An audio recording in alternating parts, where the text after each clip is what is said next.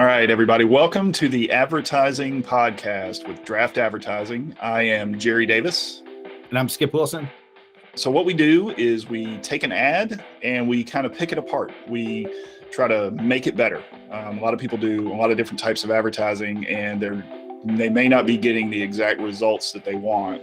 And so we take a look at an ad and we kind of walk through how they can do it better. Skip, you want to tell us what we got today? Yeah, today we're taking a look at two ads that were in Entrepreneur Magazine, both of them for selling their franchise as the best franchise, both of them touting the fact that they both won an award by Entrepreneur, but two very different executions.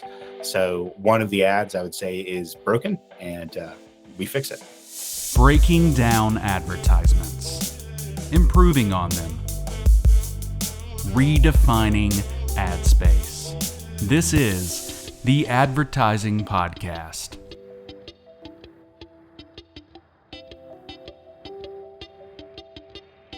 All right, so the ad I have for us today is a print ad, actually, and it's from Entrepreneur Magazine, which what I like about, a lot of people say, well, print's dead and those types of things, but I actually like niches like that. Like if you're selling a franchise, which is what this ad is, selling a franchise, I don't know. I think that's like a great space. Like everyone that subscribes to that's like in that world. Sure. I mean, that totally makes sense. And I mean, like, again, print's not dead. All advertising works when it's done properly. I mean, print ad can work just as well as a digital ad, Exactly. Even if it's a crowded space, like I was actually talking to a realtor client, and it was talking about the fact that all realtors are in the like local mags, like the local Greenville Journal and like those types of things, and every market has those. Right. But the reality is that even if it's a crowded space, I don't know, you lose credibility if you're not there. Like you may not get new people, but if you've got budget to spend, you get that expectation of, oh, well, why aren't I seeing so-and-so in this thing? Like they must not be a legit realtor or whatever. Correct. Yeah. And I mean, it's like you didn't show up for the party. It's like everybody else is there. You kind of need to be there too. So, all right. So this is the ad. There might be a better way for me to share this that it's bigger, but I don't know how to. So I'm sorry. But right. These magnify things. So yeah. That's right. Exactly. It's just like this button, but for everything. That's right. Yeah. The big thing. So for those only listening, what we're looking at right here is a big full page ad, which is very expensive. I have no idea what a full page ad in something like Entrepreneur Magazine costs, but you're talking several $1,000s. Right. They only do, I think, 8 issues a year or something like that. And so, I'm purely guessing here, but I mean, you're looking at probably $10,000-ish for something like this, if not more than that. Sorry if I just offended somebody at the Entrepreneur Magazine. But it's at least $10,000 for this. So a pretty big ask, but then again, you only need to sell like 1 or 2 franchise locations to pay for it. Right.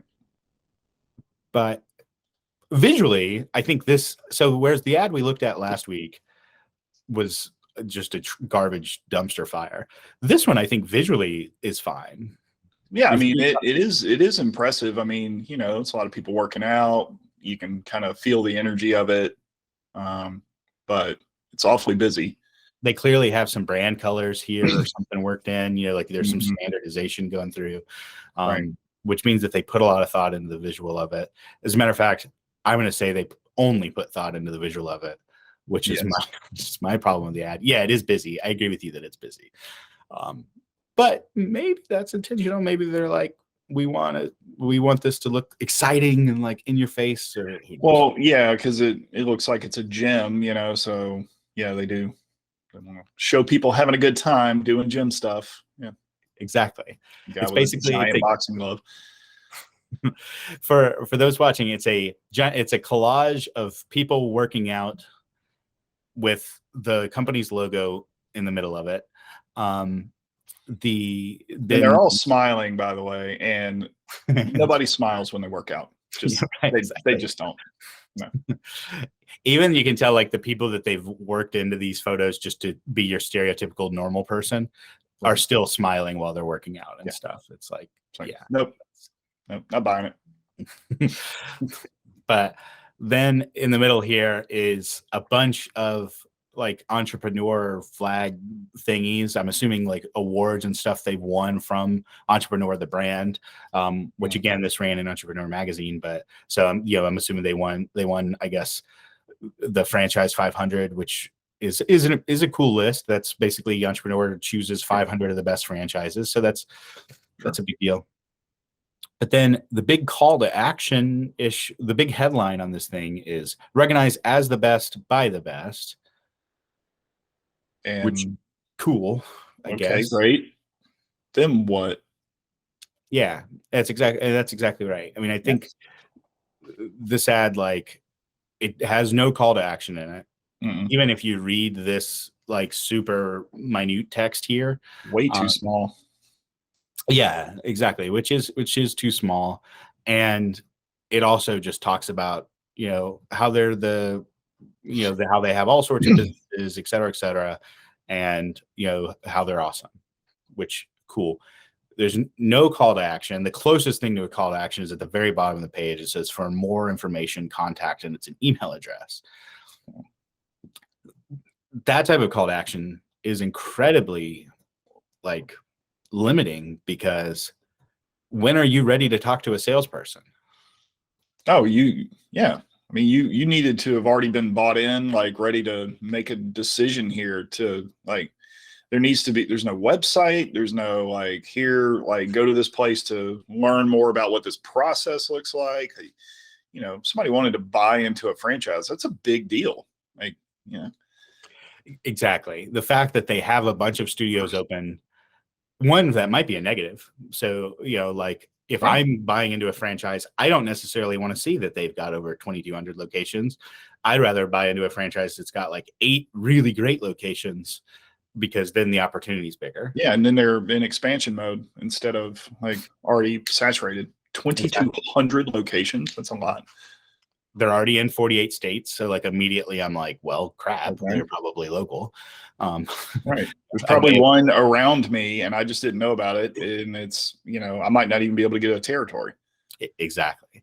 There's 4,600 licenses awarded already. So I mean, like, yeah, like, so the little bit of numbers on here that are on here, I feel like are at least potential negatives. I mean, an unsophisticated franchisee may look at that, or like potential franchisee might see good in those numbers, might be like, oh, great, that's awesome. They're big, they're expanding. You've got like maybe some like, what's that called? Bandwagon, where like you're trying to say like everybody else is doing, everybody else is smoking weed, you should too, that type of thing. So it's like everyone else is buying up, these, licenses, you should too, which I guess is the play here. But definitely to a sophisticated, which I feel like Entrepreneur Magazine is going to be a more sophisticated individual. You'd like to think anyway. I mean, it's probably going to be, people in the business world. They might not be, business owners, but they're going to be in the business world somewhere probably. Yeah, exactly. I think Entrepreneur Magazine, if I had to guess, I've been a subscriber of theirs for years, long before I was an entrepreneur. So I do think that their readership is probably a mixture of business owners and what Mark Cuban calls wantrepreneurs, which are like people like on the outside looking in at like the entrepreneurial world, right? Yeah. So I think the placement is great. Like if ever they were going to go all out on a full page ad in a magazine, I think that's perfect, especially since the awards and things that they've won are from that print institution. Right. That's solid. So they get like an A for placement. Yep. But when, normally when we're fixing an ad, we'll build out a funnel, et cetera, and improve it. But there's not even a funnel here. Like it's essentially, we're the best franchise by the magazine that you're reading. This is almost more of a marketing piece than an advertising piece. This is kind of sitting on that line of like, do you actually want people to take action, or are you just trying to like, give yourself a little pat on the back? Like, yeah. Great point. Actually, you're exactly right. Like if this was an email to their database, like if this was an email to people that have already requested information from them, or even if this was like a trade show booth or something like that, Yeah. like this would be fine. But my assumption is, and maybe it's a wrong assumption, but my assumption is that this ad is designed to bring in cold people, like people that have never heard of this company before. And the goal is for them to see this ad and suddenly want to request more information about a franchise. And if that's the case, it missed the mark. Yeah, 100%. But if this was, but yeah, to your point, if this was a email to their current fan base, awesome. You're letting them know like, hey, look, we won this award for one of the best franchises of the year. You guys made a good decision, franchisees, because you're part of a big group. Then it gets an A. Right. So a lot of times, when we make the distinction of good advertising versus bad advertising, all advertising ultimately depends on what your goal is. I want to contrast this with the ad 2 pages after this. Two pages after this is a different ad. Any thoughts or anything on this before I roll on? No, I think we basically covered it. Yeah. Yeah. Also too, there's just a random logo dump. This is like one of my biggest pet peeves is like, I think people do it because they think it adds legitimacy. Like I'll see all these ads all the time, like featured in Forbes, featured in Entrepreneur Magazine, featured here, featured there. It's like, okay, you just take it easy. We'll probably do it too. Like if you go to our website, like at some point, like it's probably going to do the same type of thing, but it's like a necessary evil because it does add credibility. But at the same time, to get featured in Forbes, for example, like as a news article, you can pay like a newswire. It's like $99. Right. And what does featured mean exactly? Like exactly. Yeah. It was on 60 pages deep in their website, on somewhere. Yeah. I mean, exactly. Well, sometimes it's like I know with CNN and stuff, like a lot of their website is pulled straight from the Associated Press, which again, you can just pay to be a part of their feed. So you can get on CNN automatically just by paying the fee. Like you don't even have to have done anything. But you're living in a space that nobody would ever see it. But again, you could link to it from your website. You can be like, they talked about us on CNN. Right. I mean, it's still a backlink. I mean, it's good for your website. And you get to use the, Forbes name or CNN name. So exactly. It's cool. It's BS, but but it's again, now full disclosure, I fully plan on using that. We just haven't done our PR push, but we will, and I'm sure we'll do it too. But sure. 2 pages later is this ad, which to me is the exact opposite. First of all, visually, I mean, how do you feel about this ad visually? I mean, it's not bad. I would probably minimize that giant red space a little bit more, and maybe feature the actual car wash a little bit more prominently, but otherwise, okay. There's a lot of red actually, and on the ad itself, part of this is the ink that they use, but like when you touch the page, it leaves that nice like film of the red ink on your thumb. Oh Lord. So that's a note to entrepreneur printer. Whoever sucks. It's probably because it's like environmentally friendly or some nonsense or something, which is a good thing to do. But still, it's for the record, we do not hate the environment. Very pro Earth. Pro Earth. Yep. That's kind of a big deal, but it does stink when the ink comes off of magazines. Right. But this really they could have easily made the same mistake. So the ad we're looking at now is also a full page ad, also ran in Entrepreneur Magazine. It has the awards and things that they won right up top. So it still features a lot of the same things as the other ad. That's why when I saw the two of them, I was like, this is just a better execution of the same idea. So it still mentions the fact that apparently, this car wash was featured as a 500 best, franchise from Entrepreneur Magazine. It's got a big picture of the car wash, then their logo, and then a big red space, which maybe white with black. I don't know. Well, I mean, red draws the eye. It's going to make you stop. I mean, I get it. And also their colors are red. Yeah. But it is a lot.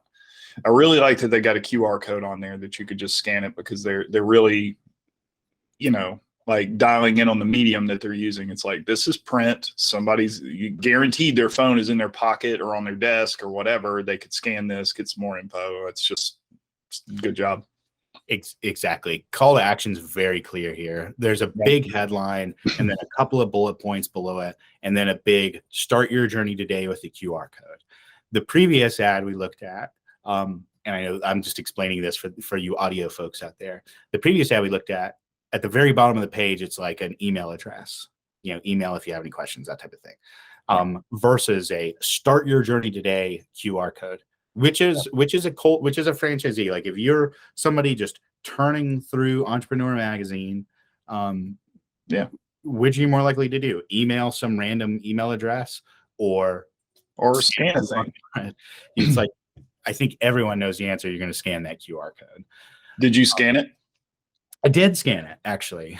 And the landing page that comes up is equally well done. My only critique of the landing page is at their form fill at the bottom is, or their form fill is at the very bottom of the page. That's the only critique I have of that landing page. It has almost all the information you want. It has financials. It has like what their buy-in qualifications are. It has a bunch of testimonials. It looks nice and clean.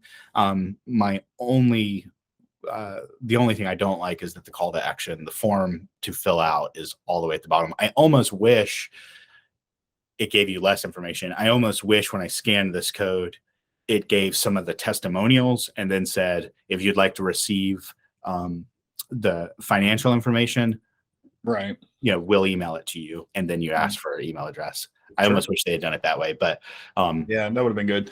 And also too, maybe like having that form pinned like right here. I'm putting my hand in the top corner of the page for those listening, but pinned at the top. So when you scroll, it stays there. You can scroll through all the information, but the form fill stays right in front of your face the whole time. Yep, exactly. I like that. And it can be real short. All you need is name and email address. That was another critique I had, is their form asked for a bunch of stuff, like even things like, like approximate net worth and those sorts of things, which I get why they do that. They do that to qualify the lead. Yeah, but that's further down the road. You got to kind of do a little more qualifying up front. Exactly. Yeah. Exactly. Were all those fields required? I don't know, to be honest with you. Oh, okay. Hold on. See, it looks nice on a cell phone. The blah, blah, blah, blah, blah, blah, blah, blah, blah, blah, blah, blah. This is how much I'm having to scroll to get to the form. Oh boy. Yeah. That one was, what territory are you interested in? What are your financials? Email, phone number. Are you a new investor or current car wash owner? Yeah. How do you want? There's 1, 2, 3, 4, 5, 6, 7, 8, 9. There are 9 required fields. Oh wow, that's too many. Yeah, exactly. Yeah. Well, I mean, maybe they're looking at it like that. Requiring that many fields is a qualifying tool as well. Because it's like, only somebody that has moderate interest is going to take the time to fill out 9 fields. So, yeah, exactly. Which again, that's why a lot of this stuff is choice. It's like, would you rather have more leads, but then you got to do a little more qualification on them. Right. But I do think, especially like geography, I could see geography being a big deal because there's no way to overcome that objection, right? You can overcome financials. If somebody doesn't have the money to buy in, there's ways around that, working with them. But something like if I'm wanting to buy, the upstate and the upstate's taken, then. Yeah, it's a non-starter. Yeah, exactly. So I could see if it's a truly a conversation ender, but for those other things, Money is different. You know, I may not have the money today, but maybe I've got the money 5 years from now. It'd be cool to get my contact information so that you can start that process. You know, with those folks. So I'm a big lead quantity over quality person. Well, right, because like you said, circumstances change. Like that, somebody might really like. I'm a good example. I would love to own a car wash, but they are really expensive to start up, especially one that looks like it has the resources that this one does. Because it's like, you know, yeah, that would be crazy expensive to start, but they're so profitable. Like I would love to do it, but financially, I wouldn't be in a position where I could do it. But I'm hyper interested. But maybe 5 years from now, when I'm Scrooge McDucking it and, you know, swimming in my money. Yeah, exactly. Yeah, exactly right. You know, the only thing that needs to change for you to become a car wash owner is one factor. Right. You know, and that's a, you know, and money is a very flexible factor. You know, some years we have money and some years you don't. Like, right. So, you know, that's you're definitely the type of person they should be in contact with. I have like just such a strict aversion to like any high upfront cost business that I don't think I would ever do one. Well, I would need right beside the I'm part of a bar that me and a partner own, and right beside us is a car wash, and it's just got 4 bays that are do it yourself, and then one that's a touchless pull through. And that place is printing money. Holy cow. It stays busy. Yeah. And it's in an area that doesn't even have that high of a car count, you know, relatively speaking. Our car count right there is about 30,000 cars a day, which is decent, but it's not like a really busy, bustling town, you know? Yeah. But I think that thing is valued at somewhere around $4.5 million to get a hold of it. And so, well, and since you've done the restaurant thing too, you're more comfortable with high upfront costs. Sure. You know, that's good. That's a limiting belief I have. I'm just so like anti. Like if it's not profitable month 3, I'm like, nah. You gotta wait, man. Takes a minute. Yeah. That's but you know, this does have the entrepreneur, this has the person in mind. So compare this headline, like clean up with a car wash franchise. Yeah, it's clever and it's to the point. Yep. And it brings, like, why would you own a car wash? Because it pays you money, right? Right. Because you're gonna freaking clean up. Yeah. Compare that to this tagline, which the previous company, the fitness company's tagline on this, or their big headline on the ad is recognized as the best by the best. What does that even mean? Like, right. Are they the best fitness company, or are they the best entrepreneur? Like, is it better for me as an owner? Like, yeah. What are they best at? Yeah. Correct. Exactly. It needs to be some reason why everyone reading Entrepreneur Magazine that's looking at the franchises that are for sale in there, they're looking for either 1, it's cheap to start, or 2, it's, you know, super profitable, or 3, you hold their hand the whole way through. Right. Sorry, my phone keeps dinging. I'm sure that sounds lovely. You're just so popular. Right. So it's one person. I'm very popular with one person texting over and over again. Oh, okay. Well, your mother doesn't count. Right. Yeah, exactly. Is this bad? By the way, I have my mom silenced on my text. That's awesome. She's on iPhone. You can set what they call quiet. You can set chats to quiet, and she's on a quiet thread, which means she doesn't ding when she texts. But nor should she. Right, yeah, exactly. I'll get back to her when I'm good and ready. But she's like, I've fallen. I need your help. Exactly. Yeah, I'll get back after business hours. I'll reach back out to you, Mom. I'll get that's not until then. It's not gonna hurt you to lay down there for a little while. Yeah, exactly. But you'd have been laying down somewhere else anyway. Plus, you got the warm water on you from the shower. but You won't drown. Just keep your head out of the tub. Yeah. right, yeah, exactly. This is dark. Right, exactly. My own poor mother. But that does, I mean, almost that kind of parlays into like this is everyone's favorite radio station, right? The WIIFM, which is what's in it for me. That's what people care about. I couldn't care. I would not, if I wasn't looking for ads that I didn't care about, I wouldn't read this because like recognized as the best, buy the best, cool, I guess. But like has nothing to do with me. Whereas if it said own a gym for $5,000, I'd be like, oh, Okay. interesting. I'm listening. Yeah, exactly. Well, and you brought up a good point because like, and especially in the entrepreneur world, it's very much about like, get me the bottom line. What is in it for me? Like, talk me through like how this thing makes me money. Like they're very pragmatic in that way. And so, and this ad doesn't really touch on any of that. Yeah, exactly. As a matter of fact, like it says, like I said, the only actual hard information on this ad is the fact that there's a crap ton of locations, which, if anything, is a negative. Right. That car wash didn't mention that at all, I don't think. Nope. No comment. Now they do on the landing page because that is information that I'm going to want to know, right? Like at some point, I'm going to want to know, like, but are that's these things next everywhere? step information. Yeah, exactly. Their first step needs to be, get me to stop flipping through the pages and do something and clean up with the car wash franchise. Oh, interesting.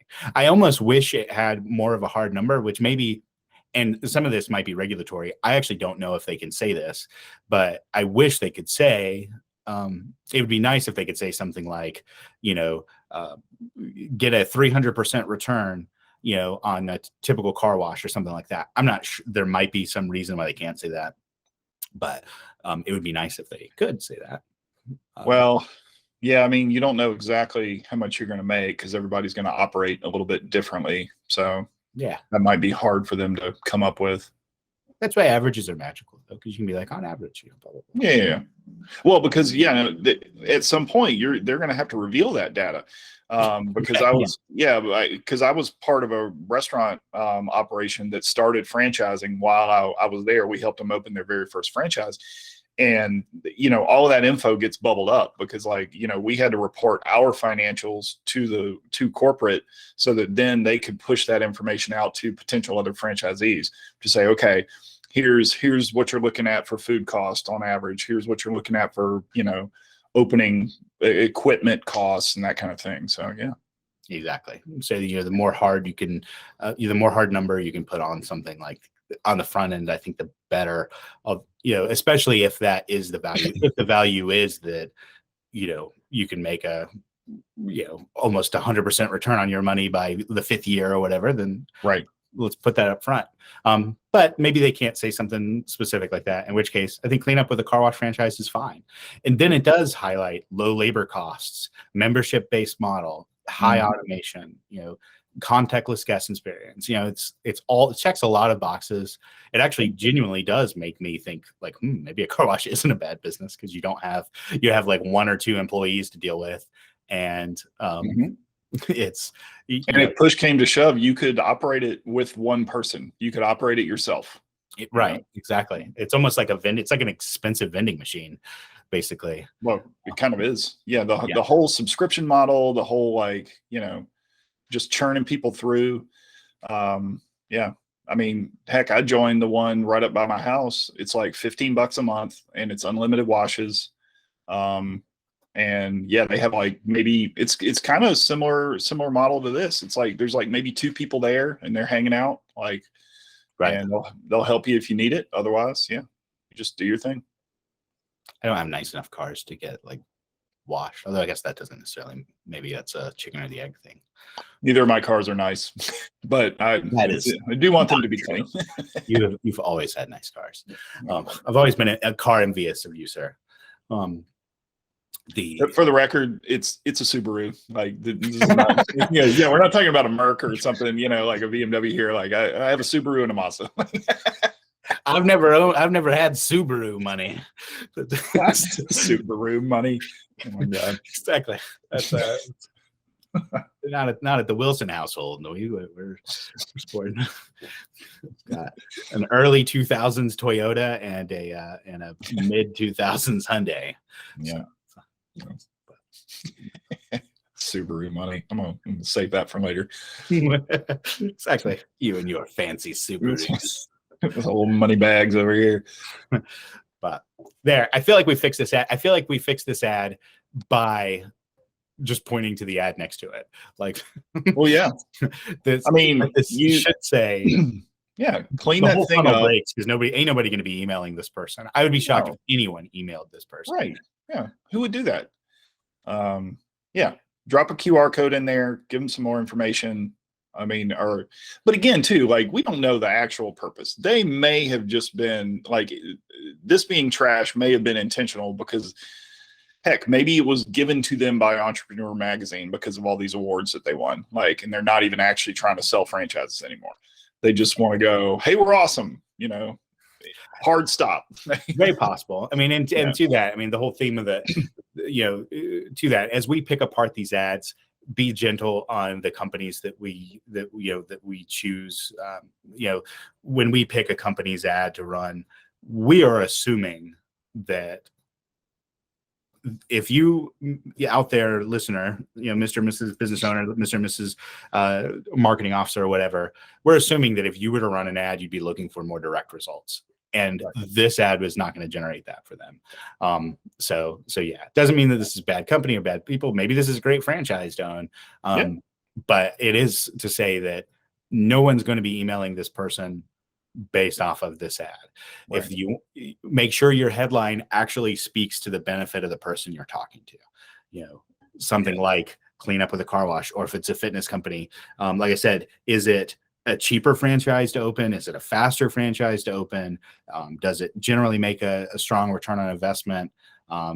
What's the main benefit to ownership? Put that in your headline, and then have a very clear, easy call to action. Not contact my salesperson, because nobody's going to do that unless they're ready to buy. Yes. There's an old joke, actually. I was at a Dale Carnegie conference thing one time, and the speaker talked about how he's like, imagine you got hit by a car and you got hit by a transfer truck, totaled your vehicle that you were in, but they had really great insurance, the company that hit you. And so they gave you, they paid you in cash right there for another car. So they paid you the value of your car. You got it in cash right there. You have to walk to a car dealership. You've got, let's say $60,000 in your pocket to buy a vehicle. Salesperson comes up to you and says, can I help you? What do you say to the salesperson? Right. I want to buy a car. I've got cash. Well, probably actually you're going to say, well, I'm just looking. Oh, well, yeah. That you're right. I mean, you're going to be like, oh, I'm just looking. Just you can't leave there without buying a vehicle. Like, you still don't want to talk to salesperson. And so email my salesperson, not exactly a strong call to action. No. Cool. All right. With that, I think we fixed this ad. Remember, make your headlines appeal to the person you're talking to. Thank you for listening to the Advertising Podcast, the podcast where we fix broken ads. Please remember that while marketing is an art, advertising is a science, and we at Draft Advertising Technology have the tools and tricks to help you treat it that way. For a bunch of early access to free tools, go to draftadtech.com. That's draftadtech.com.